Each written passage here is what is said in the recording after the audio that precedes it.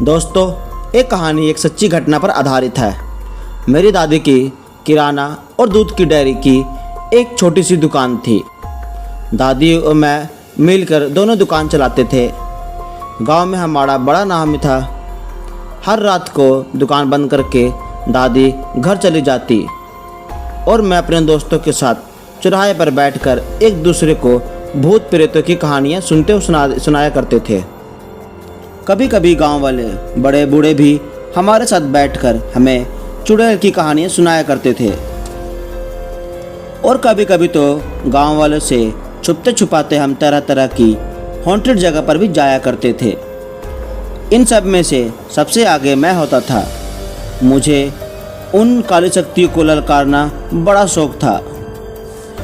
पर मेरी ज़िंदगी में एक दिन ऐसा आया कि मुझे एहसास हो गया कि मैं कितना बड़ी मुसीबत को बुलावा दे रहा था। एक रात दुकान बंद करके दादी घर पर चली गई थी और मैं दोस्तों के साथ दुकान की सीढ़ियों पर ही पंचायत लगाने बैठ गए थे। मेरे एक दोस्त बाबूलाल ने चुड़ैल की एक सच्ची घटना बताई। पड़ोस के गांव वाले कुछ लोग हफ्ते भर पहले रात को जंगल से लौट रहे थे। तभी उसी वक्त उन पर एक चुड़ैल ने हमला कर दिया था।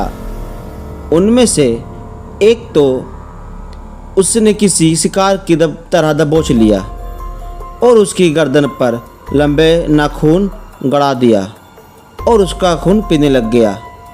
बाकी लोग जैसे तैसे करके जान बचा के भाग निकले और उनका वह दोस्त जिसका चुड़ैल ने खून पिया था वह अगले दिन जंगल के तालाब के पास बेहोश की हालत में मिला था। सभी लोग उसे हॉस्पिटल में ले गए। वह बच तो गया पर उसके शरीर में हमेशा खून की कमी रहने लगी थी और कुछ दिन के बाद उसकी मौत हो गई। अब उस जंगल के रास्ते से उस गांव का कोई भी आता जाता नहीं था।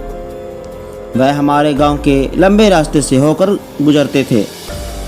तभी मैंने बोला कि एक चुड़ैल भूत प्रेत सब कुछ अफवाह होगी, जंगल में कुछ और ही कांड हो रहा होगा। फिर मजाक मजाक में हम सब में शर्त लग गई, जो कोई जंगल के बीचों बीच जाके पुराने पीपल के पेड़ पर लाल कपड़ा बांध के आएगा वो सबसे जिगरा वाला माना जाएगा। उस चुनौती के लिए 3 लोग आगे आए, मैं, आशीष और विवेक।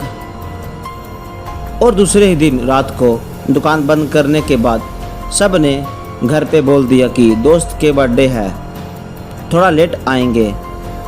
और फिर मैंने एक लाल रिबन जेब में रख ली। तभी विवेक की मोटरसाइकिल पर हम रात को 9 बजे निकले और बाकी के दोस्त जंगल की बाहर ही खड़े हो गए। आशीष मोटरसाइकिल चला रहा था। उस दिन चांदनी की रात थी, इस वजह से आसपास का नज़ारा ठीक ठाक दिख रहा था। हम तीनों को डर भी लग रहा था, पर बात अब इज्जत की थी, इसलिए वह काम करना जरूरी था। आशीष मोटरसाइकिल चलाने का उस्ताद था, इसीलिए जंगल वाले रास्ते पर बाइक हर बार वही चलाता था। हम जंगल के बीचों बीच पीपल के पास पहुंच गए। मैं बाइक से उतरा और विवेक मुझे टॉर्च लाइट दी। तभी मैंने लाल रंग के रिबन निकाली और जाके पीपल की टहनी को बांध दिया। और जब मैंने पीछे मुड़ा तब एक नुकीली पत्थर से ठोकर लग के मुंह के बल गिर गया। मेरे पैरों से गहरी चोट लगी और खून पानी की तरह बह रहा था। मेरे दोस्त ने मुझे सहारा देकर बाइक पर बिठाया। फिर हम गाड़ी स्टार्ट करके गांव की तरफ निकल पड़े। बस थोड़ी दूर पहुंचे थे, तभी पीछे से किसी की गुर्राने की आवाज़ आई।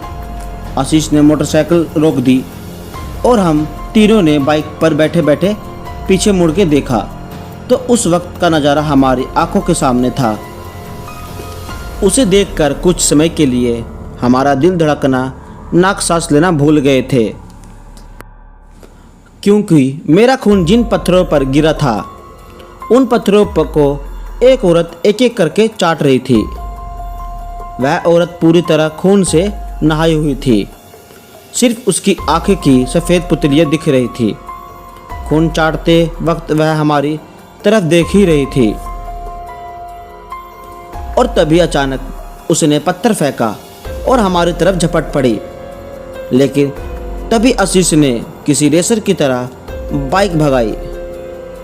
मैं उसे देखने के लिए पीछे मुड़ा था तो वह औरत 4 पैरों पर किसी निर्भक्षी भेड़िए की तरह हमारा पीछा कर रही थी।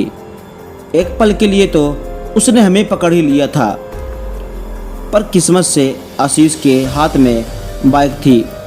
उसने गाड़ी 80 या 90 की स्पीड में चला रखी थी और जब हम जंगल की सीमा से बाहर आ गए तो न जाने वो भयानक चुड़ैल कहाँ गायब हो गई, किसी को पता नहीं चला।